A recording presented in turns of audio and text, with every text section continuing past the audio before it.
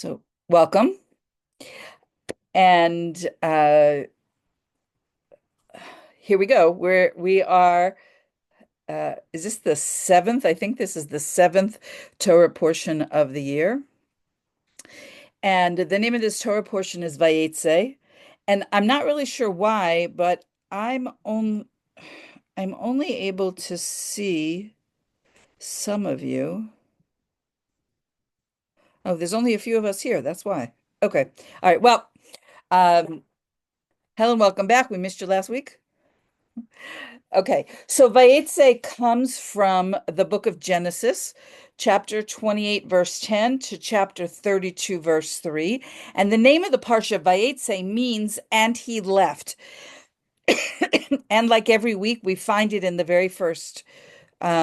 in the very first verse of this parsha. So I'm going to do as I have been doing. I'm going to do a summary of the action that happens in the parsha, and then we're going to focus on a couple of the characters that I find particularly interesting, and then I'll leave you with some allusions to redemption that we find in this parsha. Okay, so here's the summary. Jacob, leaves his hometown, which is Beersheba, which is in the south of Israel, and he journeys to Haran. The city of Haran is in what is modern day Turkey, which is north of Israel. North of Israel directly is Syria, and above that is Turkey. So just to give you an idea, the direction that he's traveling, and on the way, he encounters the place. That place we understand is Har Bayit, is the Temple Mount. That is the place where he falls asleep and he dreams of a ladder that connects heaven and earth. And it's a very famous image in even in children's Bible stories. Okay, and there's angels that are climbing on it, climbing up and descending down. And God appears to him there and promises him that the land that he's lying on will be given to his descendants. And in the morning, he takes the stone that he had been using as a pillow under his head, and he makes a monument there, pledging that this space will be made into the house of God, which of course happens much, much later. Once he gets to Haran, he stays with and works for his uncle. This is his mother. So Yaakov's mother is Rebecca, and he goes to work for him tending the sheep of Lavan. At this point, Lavan has no sons. He only has daughters, and that changes later because Yaakov um, is such a holy person that his presence blesses Lavan's whole household. But in any case, Lavan agrees to give his younger daughter, Rachel, that is the one that Yaakov loves, in marriage in return for 7 years of labor. But on the wedding, you all know the story. I'm just reminding you. On the wedding night, Lavan switches and gives his elder daughter, Leah, instead, which is a deception that Yaakov only discovers in the morning. Yaakov then, a week later, he marries Rachel after agreeing to work for another 7 years for Lavan. So he works 7 years, gets married to Leah, waits a week. That's the week of celebrating a new marriage, and then marries Rachel, and then agrees to work for him for another 7 years. So he's there 14 years. During that period of time, Leah gives birth to 6 sons. Now, when my kids were growing up and they went to school, they learned a song for the names of the tribes, the 12 tribes of Israel. And it goes like this: Reuven, Shimon, Levi, Yehuda, Yisachar, and Zevulun. Those are the first 6 sons that are born to Leah. Dan, Naphtali, Gad, Asher, Yosef, and Binyamin. That's the song that they teach little Jewish kids to learn the 12 tribes. Okay. Leah also gives birth to a daughter named Dinah. And during all of this time, Rachel is barren. She has no children. So she gives Yaakov her handmaiden. And this should sound familiar, right? This is the same as the scenario of the scenario that we saw with Sarah and Hagar, and she gives her handmaiden Bilhah with the idea that she will have children.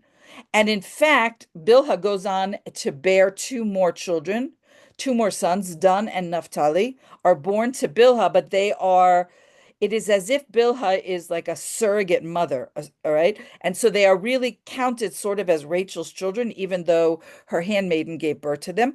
Leah does the same thing because Leah has no more children at this point, and she says, well, that worked for my sister. I'm going to do the same thing with my handmaiden, who is Zilpah. And Zilpah gives birth to Gad and Asher. And then finally, Rachel starts having children, and her prayers are answered, and she gives birth to Yosef. Now, 14 years, all of this childbirth has been going on for 14 years that Yaakov has now been in Haran, and he wants to go home. He wants to go back to Israel. But Lavan persuades him to remain. He's now offering him payment. Okay, so for the first 14 years that he was working, it was in exchange for the two sisters. Now he's saying, I'll give you sheep if you stay here and labor for me. And in fact, Yaakov prospers. He gets very wealthy, despite the fact that Lavan keeps trying to swindle him by changing the terms of their agreement. And after 6 additional years, finally, Yaakov gathers everybody up and says, it is time to go. And he goes, under cloak of darkness in the middle of the night because he's afraid, because Lavan has not treated him equitably since the day he got there, that Lavan is going to prevent him from leaving with his family and his children and the property and the sheep for which he has been working for the past 20 years.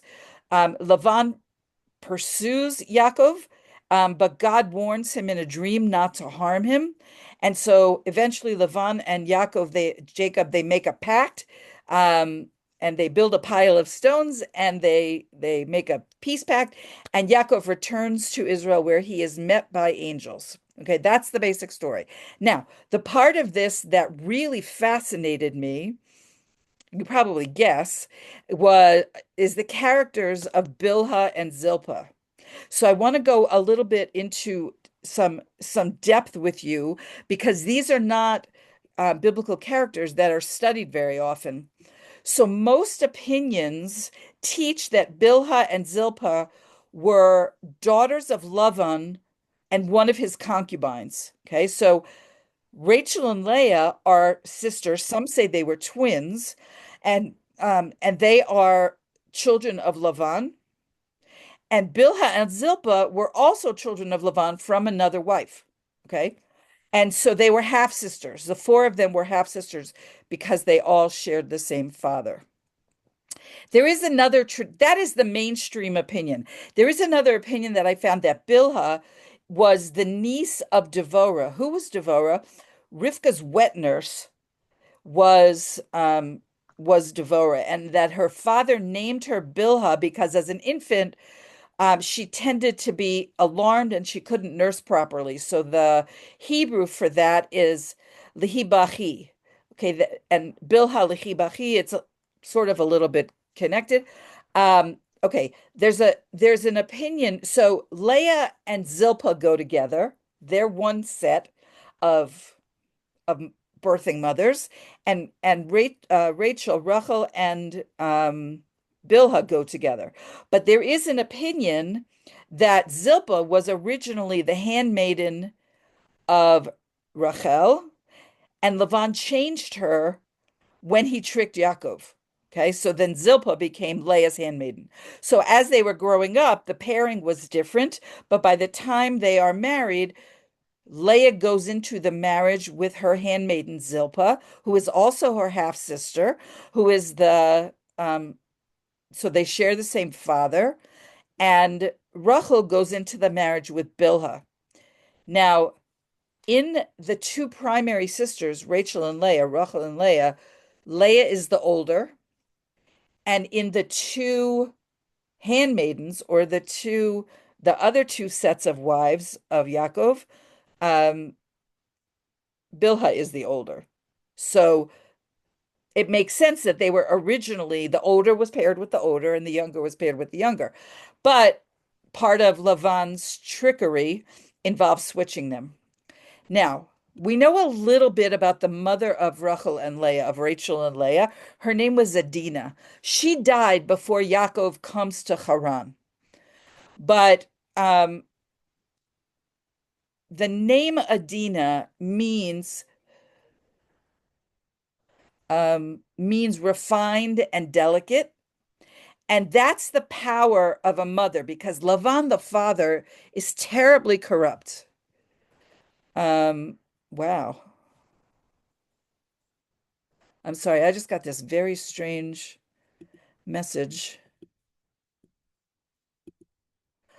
Sorry. Um, okay, so Lavan is terribly corrupt, but Rachel and Leah are part of the imahot, the biblical foremothers of the nation of Israel. And so the idea is that Adina, their mother, who was refined and delicate, was able to counter the negative spiritual impact that Lavan had on his family, and she raised children who were spiritually lofty, like Rachel and Leah. You with me? Okay. So Adina is Lavan's primary wife, and their children are Rachel and Leah, Rachel and Leah, and Bilhah and Zilpah were the daughters of a second wife. So um,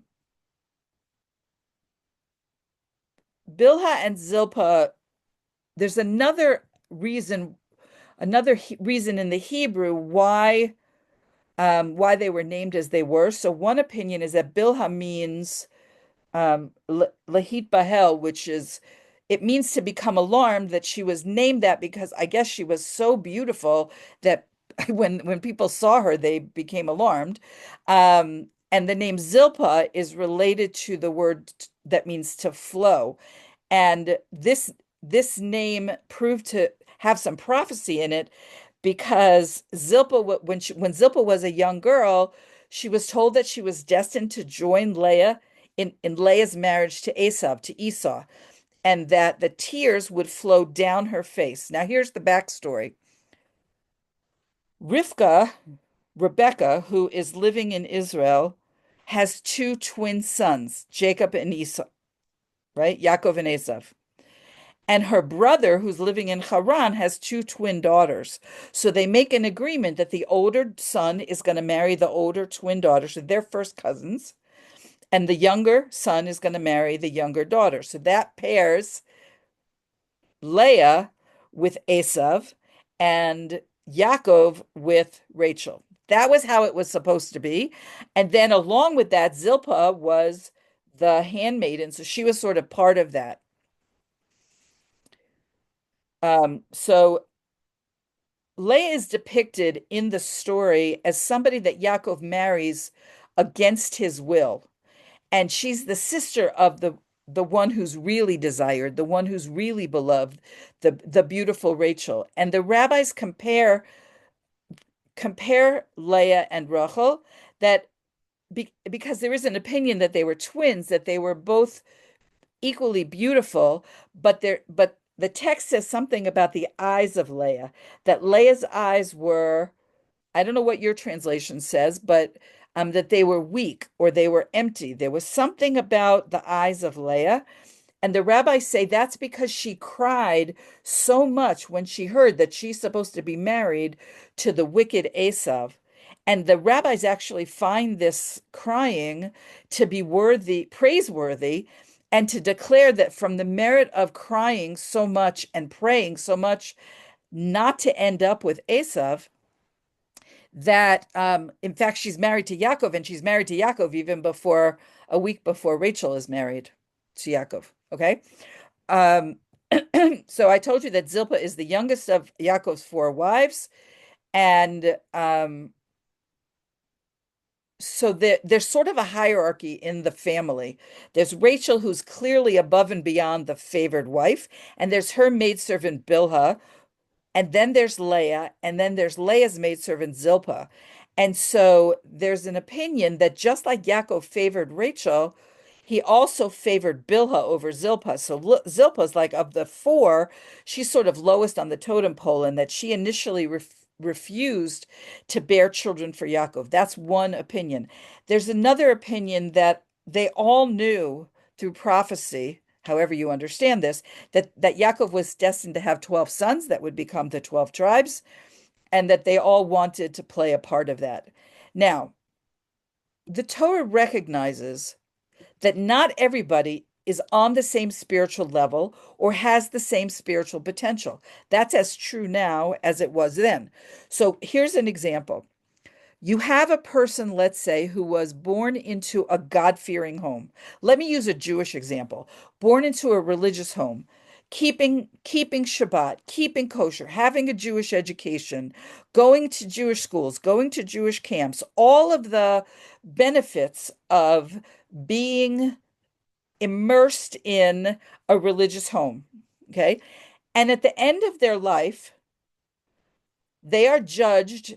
Let's say that there's ladders. Okay. And then let's say you have another Jewish person who was born into nothing, born Jewish, but without any Jewish education, without any Jewish community, without just like a completely assimilated home. And then at the end of their lives, they are judged not by what rung on the ladder of spiritual growth they ultimately end up on, but by how much distance they covered in their lifetimes. So if the person who was born into a privileged background, born into a religious home, let's say their family has been religious going back to Moses, okay, and they stayed religious, but they didn't grow that much in their lifetimes, right? So they might end up objectively on a higher rung, but they wouldn't have covered as much distance on the ladder of spiritual growth in their lifetimes as the person who started on a much lower rung. Maybe they don't even get up to where that person was born to. Is my analogy coming clear? I'm not sure if this visual is clear to you. Okay.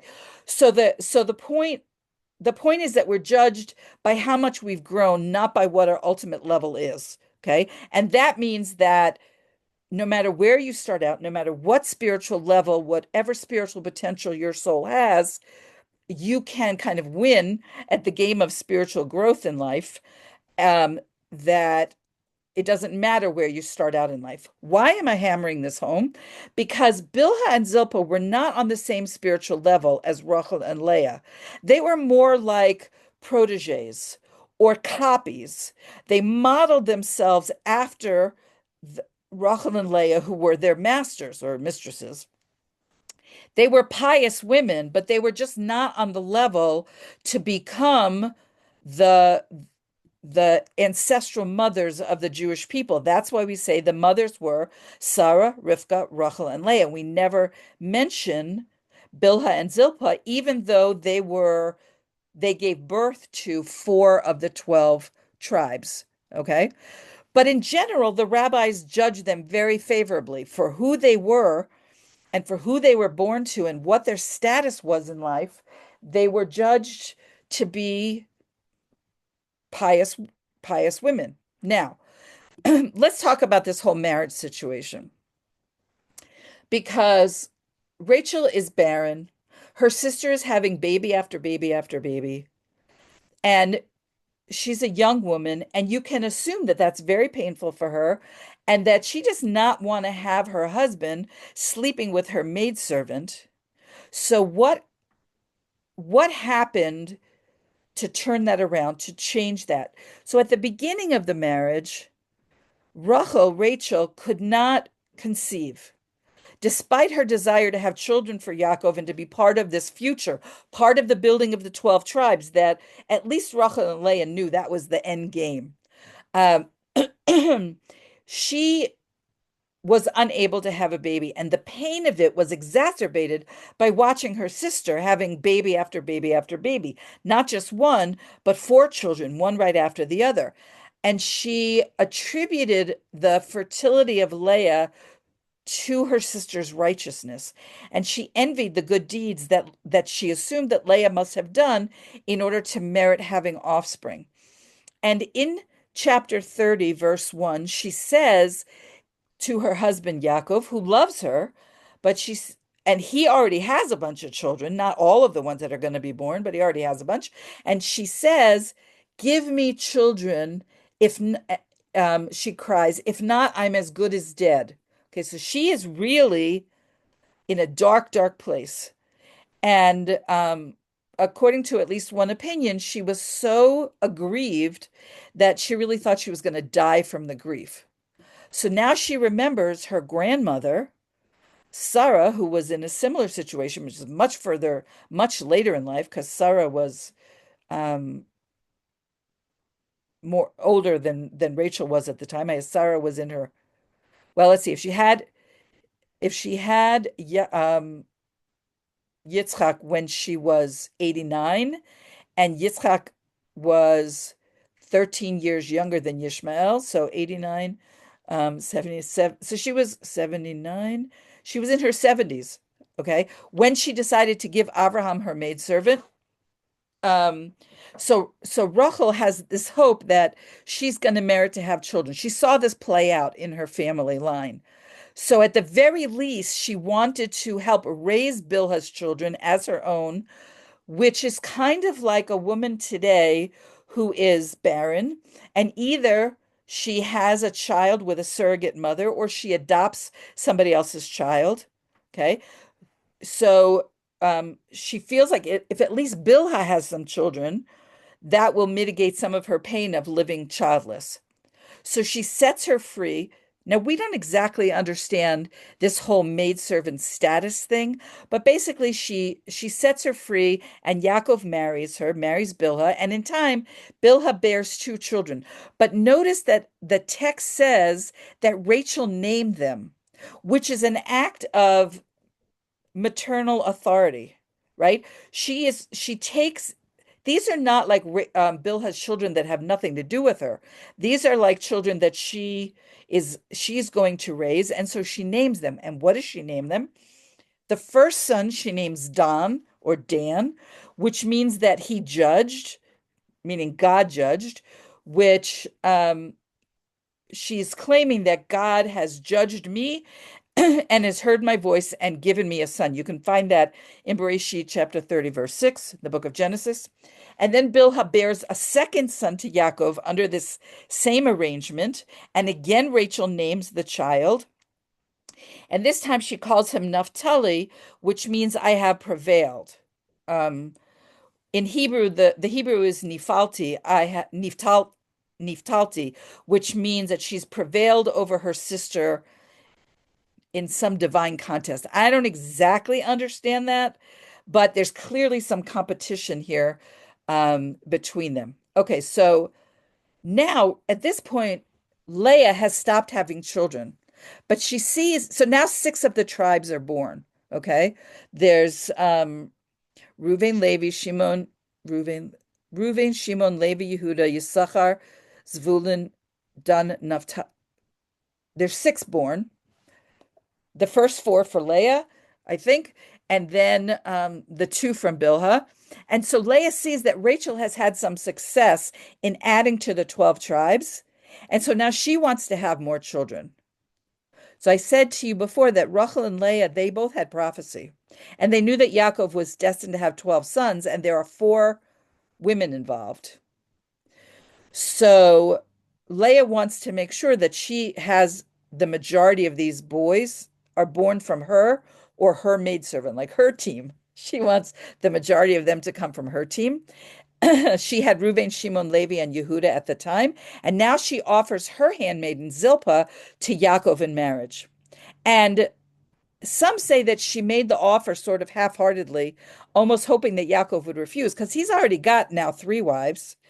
But in fact, he agrees, and Zilpah gives birth to two other children, whom Leah names the same way that Rachel named the children of the maidservant, Gad and Asher. Um, Gad means good luck, and Asher means fortune. So now there's 10. Um, and then Rachel eventually gives birth to two sons, Joseph, and Benjamin, and she passes, as you know, in childbirth with Benjamin. And so now Bilhah, the handmaiden of Rachel, raises the children of her own as her own. So now there's kind of four children in this in this circle of the family. Yesterday we went to a Shiva house. Uh, a friend of ours had passed away, and the mother and her children were sitting Shiva, and it was in this very big room. It wasn't in their home, it was in their synagogue. And the mother had a circle around her, and some of the children had circles around them of people who were there to comfort them. And so I kind of think of like it was kind of like teams. So I kind of think of this that Rachel and Bilhah were one team and Leah and Zilpah were another team. So what happens? Rachel dies in childbirth. Binyamin is a newborn. They don't have formula. So Bilhah becomes the wet nurse. And even though she has stopped giving birth a few years ago, somehow she was miraculously able to nurse Binyamin. Um, and so Yosef is one of this family. Thank you. Um, okay, so Yosef's part of this family. Yosef, his little tiny baby brother Binyamin, and the two sons of Bilhah. And it said that Yosef treated Bilhah's sons as brothers, not like they were on a lower status, not like they were the sons of a handmaiden. Bilhah also took her place in Yaakov's tent. She was close to him. She was the wife after Rachel died. She was the wife that was as close to him until he died. And she served him when he became ill at the end of his life. And she's the one who informed Yosef, this is much later in the story, that his father was ill. The brothers all knew that there was a special affinity between Yosef and Bilhah. It's almost like Bilhah stepped into the role of Rachel after she dies, which we're going to see causes some problems for Leah's new. This is sort of like a soap opera. There's a little bit of a soap opera quality to this. But anyway, after Yaakov dies, the other brothers go to Bilhah and ask her to go and speak with Yosef on their behalf because they're afraid um, of how they are going to be punished for the way that they treated Yosef. That happens later in the story, but it's interesting that Bilhah steps up into a more prominent role. Okay, what exactly is their status? Bilhah and Zilpah's status in the household is somewhat ambiguous, at least before the death of Rachel. They're given to Yaakov as wives. So in Hebrew, the word isha means a wife, but sometimes they are called pelegesh or concubine, which is sort of a secondary level of wife. It's not a servant, but it isn't like a full wife.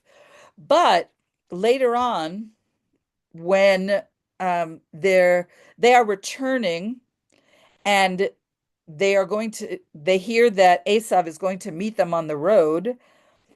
They revert to being called a maidservant because Yaakov lines everybody up in the order in which he sort of values them. So it's Rachel and her children are at the end, then Leah, and closest to where Esav and his men are coming are the maidservants and their children. Okay, and if you look in chapter 35, verse 25, which is later on, Dan and Naphtali are called the sons of Bilhah, Rachel's maid. So it kind of goes back and forth what exactly their status is. And also that they shared accommodations, whereas the other wives had their own tents, which was some kind of a sign of status in the family. Nevertheless, once the trouble with Esav passes, which happens next week, Bilhah is again called Yaakov's wife, and her sons are not disadvantaged. And it says, if you jump ahead to Bereshit, to Genesis chapter 37, verse 2, that Yosef becomes a helper to the sons of Bilhah and Zilpah, his father's wives. So are they wives? Are they concubines? Are they handmaidens? It's all very not clear. Now, there's another story that concerns Reuven, who is Leah's firstborn son and the oldest of the tribe. In in the times of the Talmud, so we're talking about like the year 400, the year 500, let's say, um, 1500, 1600 years ago. The Torah was read in Hebrew and then it was translated into the spoken language of the time, which was Aramaic, so that everybody could understand what was being said, much like it might be done in English today in a synagogue in America. And the reader would chant a verse in Hebrew and the translator would repeat it in Aramaic, okay, so that everybody understands what's being read. And the Mishnah lists four stories that should not be translated because they might be misunderstood. And one of them is the story of Ruvain and Bilhah. So in Bereshit, um, chapter 35, verse 22, it says that um, it appeared, well, I'll tell you what it exactly says. And it came to pass when Israel sojourned in that land, Israel here meaning Jacob, that Reuven went and lay with Bilhah, his father's concubine, and Israel heard of it, and so the sons of Yaakov were 12. Now, there's one opinion that means literally that Reuven was intimate with Bilhah, because it says that he went and laid with her. But the majority don't believe that that's what actually happened, which and it says in the Talmud that anyone who says that Reuven actually sinned by laying with Bilhah is mistaken. Why did it say that? Because at the end of this verse, it says the sons of Yaakov were 12, meaning he maintained his status as a son of Yaakov. So he wasn't like, he didn't sin and was kicked out of the family.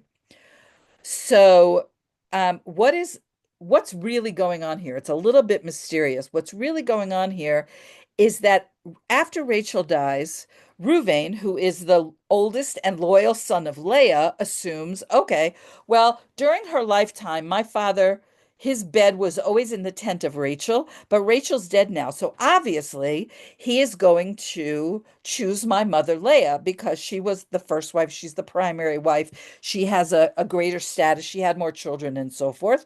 But that's actually not what happened, because Yaakov requested that his bed be moved into the tent of Bilhah instead of into the tent of Leah. And on behalf of his mother Leah, Reuven was offended, uh, offended by that, because in his mind, Bilhah and Zilpah are inferior to the primary wives. They're Rachel and Leah. And when Yaakov chose to move into Bilhah's tent instead, he had like some righteous indignation that my mother's sister, he's speaking now on behalf of Leah, was my mother's rival all her life. Now her handmaiden should be her rival as well. You see how he's being protective of his mother. And so he takes Yaakov's bed and he moves it into his mother's tent. And that was what how the rabbis understand what his sin was. Because even though it wasn't as bad as having relations with his father's wife, um, it wasn't the proper thing to do. And Yaakov punishes him. How does he punish him? It's considered disrespectful, even though we can understand Ruvain's motivation. It's considered disrespectful, um, and he is punished by losing the right of the firstborn. So in the Torah, the firstborn son has some privileges, and Reuven loses them because of this act.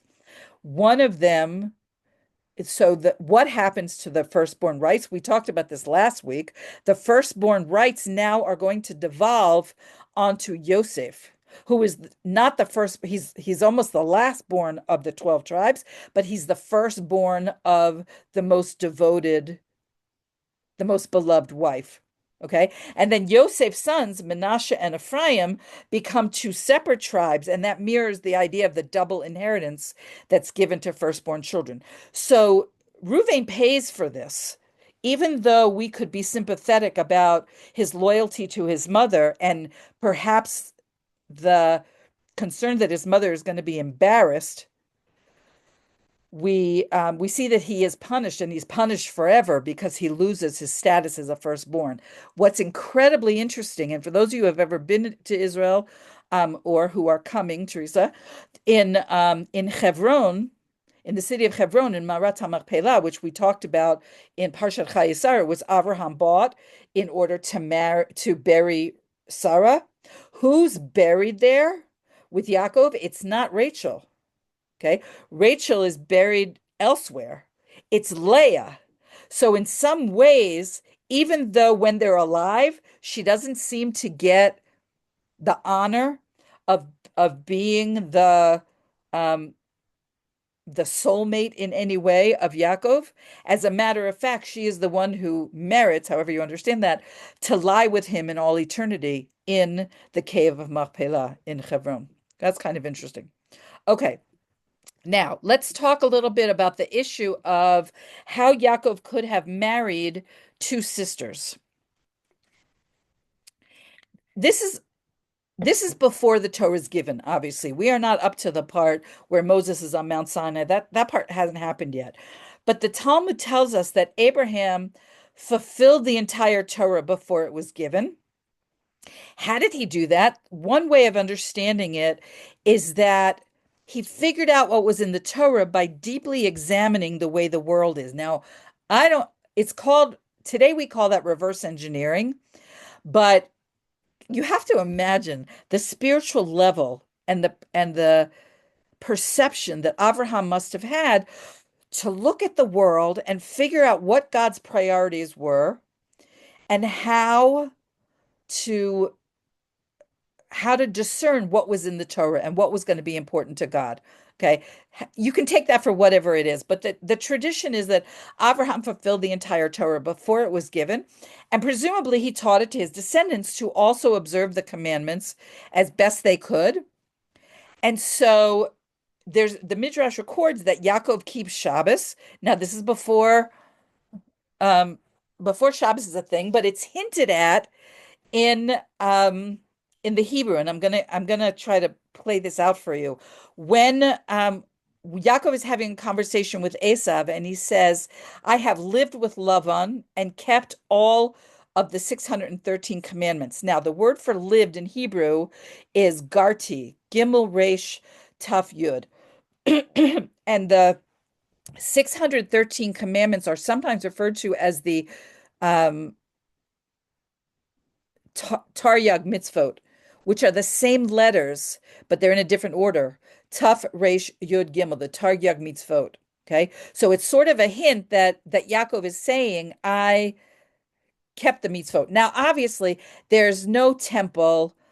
There's a whole bunch of mitzvot that he cannot keep yet at this stage of history, but the idea is that, as to the extent that it was possible, that the forefathers and the foremothers kept the Torah as best that they could. Now, knowing that, so then the commentators say there's a commandment not to marry two sisters. This we find in the book of Vayikra, in the book of Leviticus, chapter 18, verse 18. You shall not take a woman with her sister in marriage as rivals.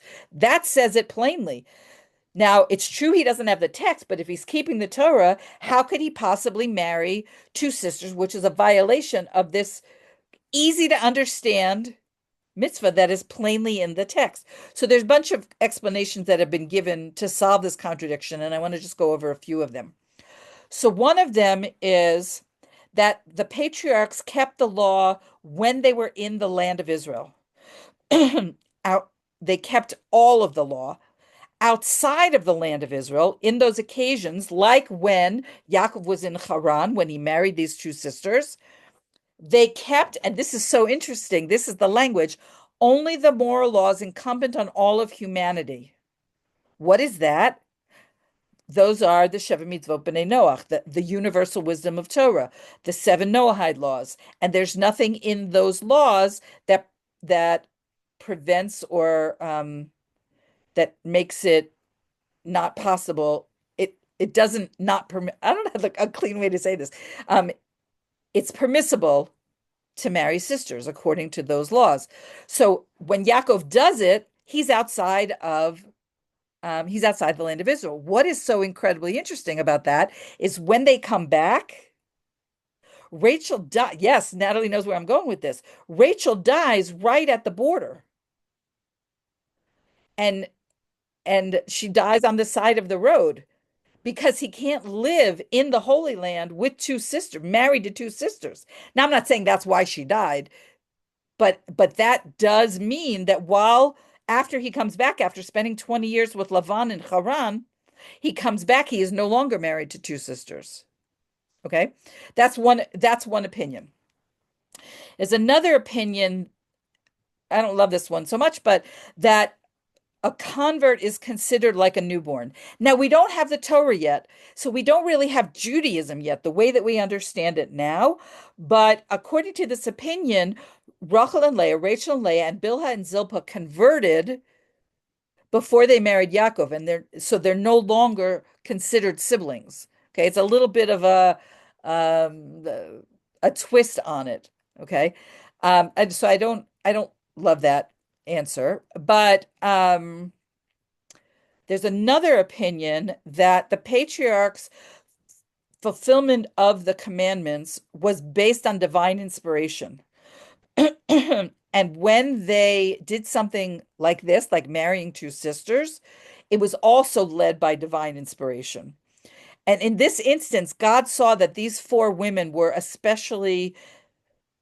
um, especially suited to become the mothers of the nation of Israel. And so he suspended the prohibition for Yaakov. Now, here's something very interesting. We talk about Egypt as we refer to Egypt in the Haggadah on Passover as Kor HaBarzel, which literally translates as like the iron smelting pot. Okay. Barzel in Hebrew is Bet Resh Bet Resh Zion Lamed. Bet Resh Zion Lamed. Bilhah Rachel Leah. Bilhah Rachel Zilpah Leah. Okay. What is the idea here? The idea is Lavan, who is this conniving lowlife, is the father of all four of these women, but that through the pains of the 210 years of slavery in Egypt, all of that was smelted out of the people.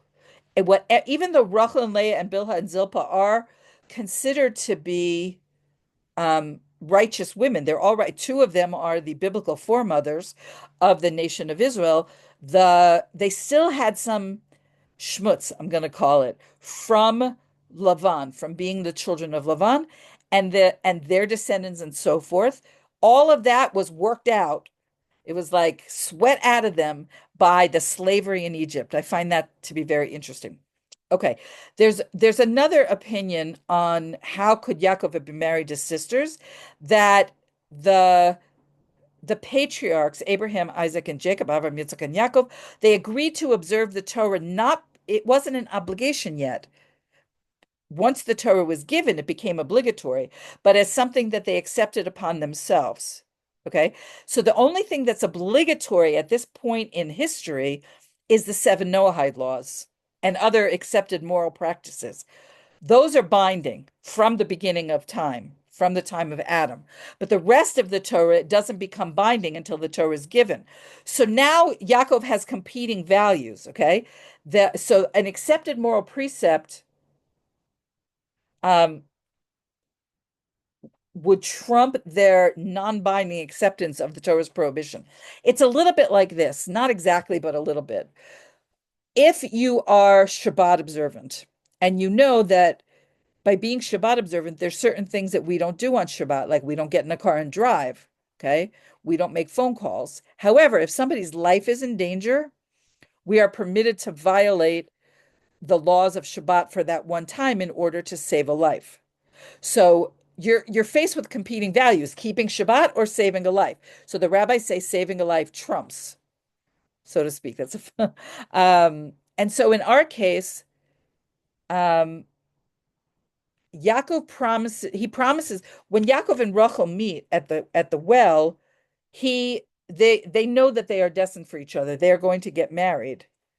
Um, and so even after he's sort of tricked into marrying Leah, he still has this outstanding, he gave his word that he's going to marry Rachel, despite the fact that the Torah has a prohibition against doing so, because at this time in history, the Torah is not fully obligatory. It's a self-imposed stringency. Um, okay, so um, there's other explanations for if he, okay, but then how did he marry the other two sisters? I don't want to dwell on this fact because I have a couple more really interesting, I think, really interesting things to share. But there are ways that the rabbis sort of let him off the hook for marrying two sisters, and those are some of them. Okay.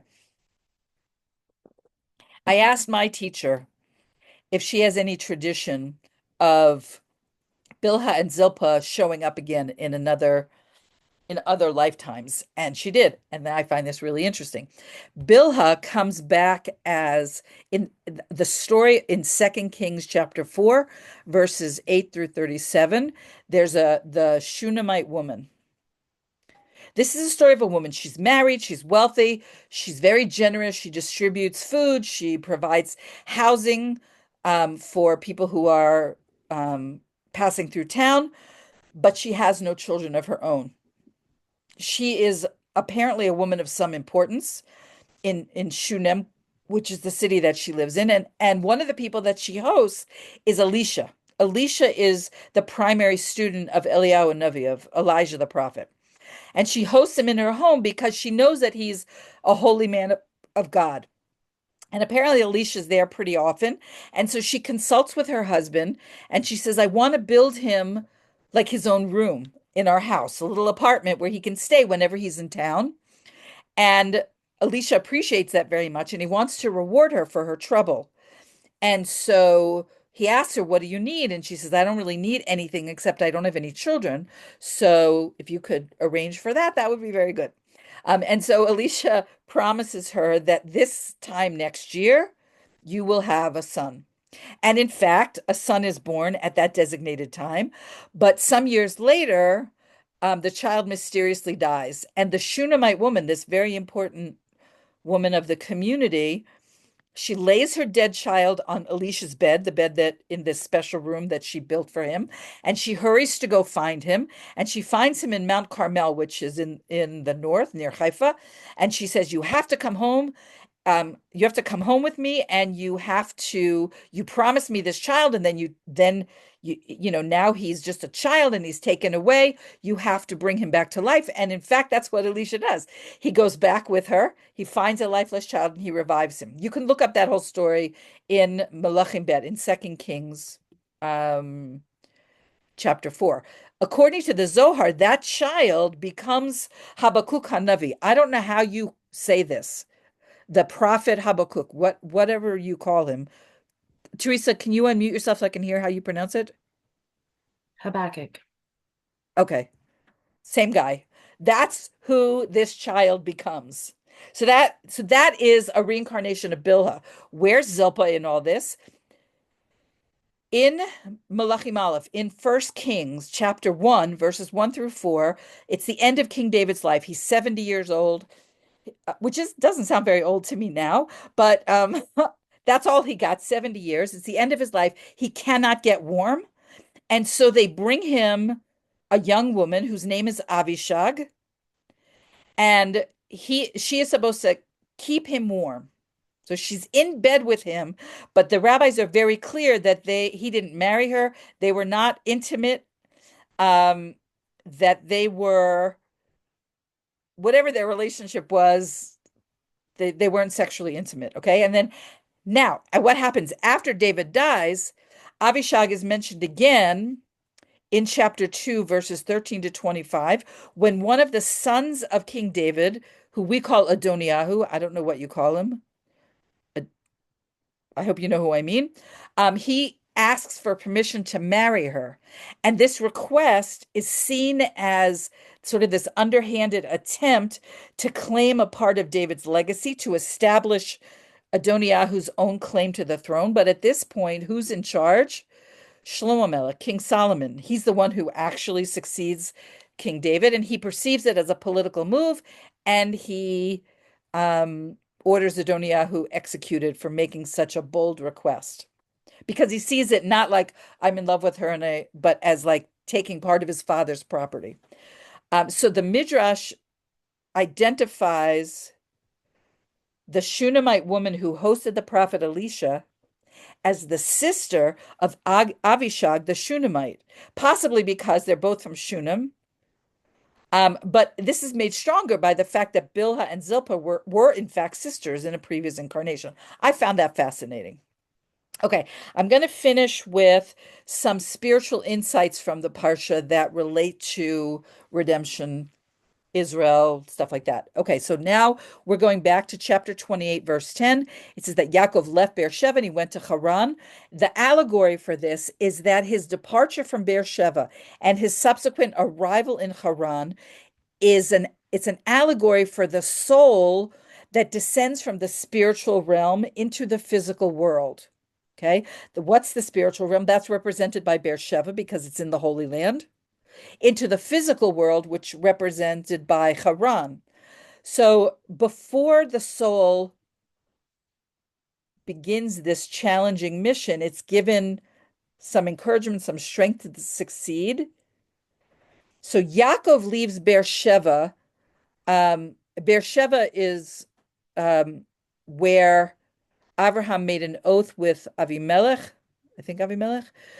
So it's an allusion to the oath that the soul takes before descending into this world, promising that it's going to be good and righteous and so forth. And even though it's immersed in the material world is represented by Haran. Now, in Hebrew, when you want to say in a certain direction, like to Haran, you add the letter hey to the end. So you would say Harana. Okay. When you want to say you're going home, you're going to home is bayit, you're going habaita, you're going home. That's just the way Hebrew works. So in the text, if you look in the Hebrew, it says that um, Yaakov is going to Haran, Harancha. What is this hey? You may remember this, that this hey is one of the letters in God's name, Yud Hey Vav Hey, right? So allegorically, this means that when the soul descends from the spiritual world, which is represented by Beersheba, into the physical world, which is represented by Haran, and it performs its holy work in the material world, meaning it stays close to God and it does God's will, okay? Then what does it do? It reveals in the world, the material world, godliness, okay? um, by coming from a high spiritual place. I hope this makes sense to you. By coming from a high spiritual place and going to a lower spiritual place, meaning the physical world, just like it's a lot like when I go visit America, okay? I'm leaving the Holy Land. I'm not on the level of Yaakov or anything like that, but I'm saying that it makes sense to me that it goes from the spiritual, and I feel it in the other direction. I think I told you last week about the weird feeling I had when I came back from the cruise, and I felt like all the holiness was being downloaded again into me. So if you come into this world, your soul comes into this world, and it is a what's the opposite of elevation? I guess degradation, right? It's a degrading of the soul that existed in a purely spiritual realm. If you reflect God in the world, if you follow God in the world, if you align with God in the world, then you are helping to bring God into the darker world. Okay, I'm going to go on, but I think you get the point that because the Torah, as we talked about many weeks ago, exists on multiple levels, this is one of the lessons that the rabbis draw from that verse. So does it mean that Yaakov didn't go from Beersheba to Haran? No, literally he did, but it means other stuff too. Okay, um, so verse verse 11, chapter 28, verse 11. Your translation probably doesn't say this, but I'm going to tell you why it does mean that Yaakov prayed to God. So there's a Hebrew word in here, vayifka, which is generally translated as meeting or encounter in the sense of encountering. It has another meaning of praying, which means that Yaakov wasn't just encountering a geographical place, meaning when he got to Har HaBayit, when he got to the Temple Mount, as much as he was encountering God. So until this point, Yaakov has lived a pretty insular life. He is steeped in Torah study. His journey to Haran is his first attempt to leave the sheltered environment that he's been in and to go into the real world. And the real world, the ways and the manners of the real world are really foreign to him.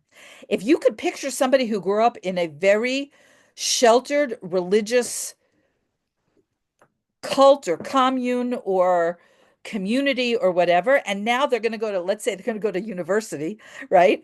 And now all of a sudden they are exposed to lifestyles and so forth that they've never seen before.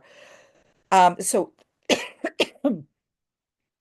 instead of working on learning the language and customs of the new land, the new experience, instead of making them his priority, Yaakov's first item on his agenda, according to the rabbis, was to pray. Okay. So what do they do with this? They say, for us, when we have our daily business, okay, we have to start each morning with prayer and with Torah study. Once we have reconnected to God at the beginning of our journeys, the way that Yaakov does, at the beginning of his journey to Haran, then we're equipped to fulfill the spiritual purpose of our days in the material world. But we need to strengthen ourselves according to the rabbis, with prayer and with Torah study. So that's one of the reasons why in the morning service includes blessings on Torah study. And there's in the prayer book, in the Jewish prayer book, you don't just make the blessings on the Torah study, but there's actually a little bit of Torah that's in the prayer book that you're supposed to recite to kind of start you off, to start off your day with prayer and with Torah study. So I thought that was an interesting lesson. Okay, here's chapter 28, verse 14. It says, this is God talking to Jacob. You shall spread out powerfully, and all the families on earth will be blessed through you. Now, the word for you shall spread out powerfully. Ufaratzta literally means you should break through, like breaking through a barrier.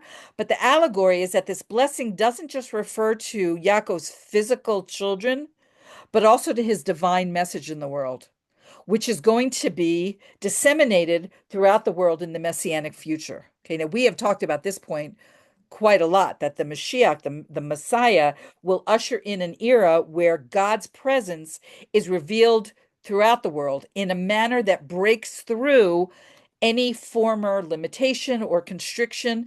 All the nations of the world will recognize God and will devote themselves to making this world into a place that God can be comfortable. So the journey of Yaakov from Beersheba to Haran and what he does along the way is a parallel to what is happening in history. So I'll go a little further with that and say that I'm just watching the time, the Zohar and the Midrash interpret Yaakov's descent to Haran as an allegory for the exile of the Jewish people. So Yaakov is saying that ultimately in the Messianic era, he, meaning his descendants, meaning the Jewish people, will return from exile, meaning Haran, meaning outside of the land of Israel, to my father's house, meaning the land of Israel. Okay. So when Yaakov says, I will return to my father's house untainted, that refers both to sanctifying the material life and also to the messianic age. And that one is a prerequisite for the other. I have one more point, and I'm just going to go over a minute or two. I'm jumping way ahead to chapter 29, verse 35. And it's a reference to the fact that Leah stops having children. We spoke about this before. There are 10 songs of praise in the Hebrew Bible, and almost all of them are referred to as shirah. A shirah is a feminine form of the word for song. Okay. With the exception of the last song, which is intended to be sung at the end of days, at the time of the final redemption, it is referred to in the masculine as shir. So all the others are shira, like Shirat Devorah, the Song of Deborah. Okay. Is all feminine. Now, what's the connection? So our sages say that it alludes to the fact that now, in the time that we're in right now, women endure pain in childbirth. And the songs that we have sung throughout our history and we still sing today are are layered with the pain of exile, but after the final redemption, that pain will no longer visit us. And just as men don't suffer the pain of childbirth, the world will no longer suffer the pain of exile. So the fact that, and here's the last thing I'm going to say, Leah, Leah's last child is Yehuda. King David is from the tribe of Yehuda. Mashiach ben David is descended from King David, okay, from the tribe of Yehuda. That Yehuda's descendant is a Jewish understanding, obviously, that of this Messiah who will usher in this age of no more pain and suffering. You see how that layers one on top of the other? I just find it so just so fabulously fascinating. Okay, that is now obviously there's a whole lot more to say about Vayetze, and most people either focus on Yaakov and his journey and his relationship with Lavan and stuff. But as you know, that my commitment to you this year when we're doing Parsha is to look at number one, the characters that are sort of lie on the outside of the family line, and also on the women. So, and also on Geula, where I can bring it in. So I was really happy to find um, those references. Okay, so we are out of time, but if anybody needs to go, I totally understand. Does anybody have a thought, a question, anything that you want to say before we finish up together?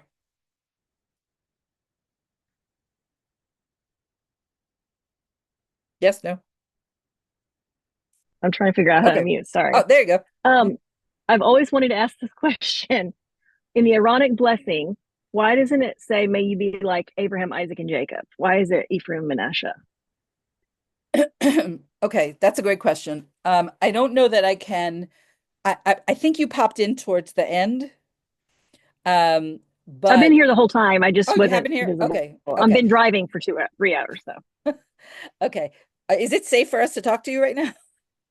yeah, Okay, I'm parked. I'm parked. okay. So Reuven loses um the blessing of the firstborn because of the little game he played with his father's bed. And it devolves onto Yosef, who are his children. So one of the answers that's given that I have heard is that the greatness of Manasseh and Ephraim are that they lived outside the land and still they stayed close to God. They never had um, they lived in Egypt, right? They didn't have the upbringing in the Holy Land that the forefathers had. And so that was an indication of their spiritual greatness. I'm sure there's a more complete answer to that, but that is the one that I know that is Okay, in their merit. gotcha.